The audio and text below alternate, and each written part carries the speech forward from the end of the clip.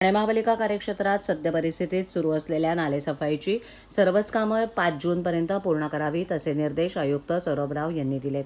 या पार्श्वभूमीवर आजपर्यंत झालेल्या नालेसफाईच्या कामाचा आढावा घेत मुंब्रा आणि दिवा प्रभाग समितीतील नाल्यांकडे विशेष लक्ष देण्याच्या सूचना अतिरिक्त आयुक्त 2 प्रशांत रोडे यांनी संबंधित विभागाला दिल्यात. यावेळेला शहरातील नालेसफाईची 80% कामं पूर्ण झाली असून 5 जूनपर्यंत सर्व कामं पूर्ण होतील असं घनकचरा आणि बांधकाम विभागामार्फत सांगण्यात आलं.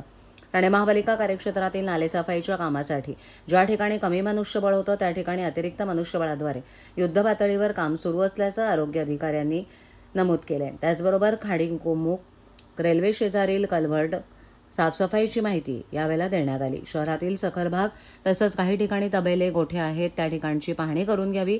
काही ठिकाणी गोठ्यातील चारा हा नाल्यात गेल्यामुळे पाण्याचा मार्ग थांबला असल्याचं निदर्शनास आलं. त्या पार्श्वभूमीवर शहरात ज्या ठिकाणी तबेले गोठे आहेत ते स्वच्छ आहेत किंवा कसे आहेत याची पाहणी करण्याच्या सूचना रोडे यांनी दिल्यात.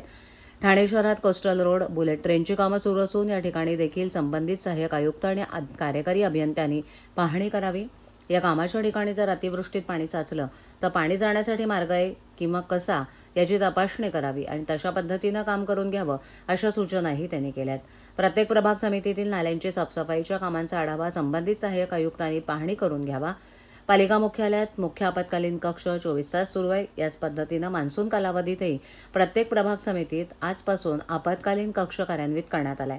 या कक्षातील दूरध्वनी इतर यंत्रणांची समक्ष पाहणी करावी. तसंच मान्सून काळात या कक्षाशी संपर्कात राहण्याच्या सूचना अतिरिक्त आयुक्त रोडे यांनी दिल्या आहेत.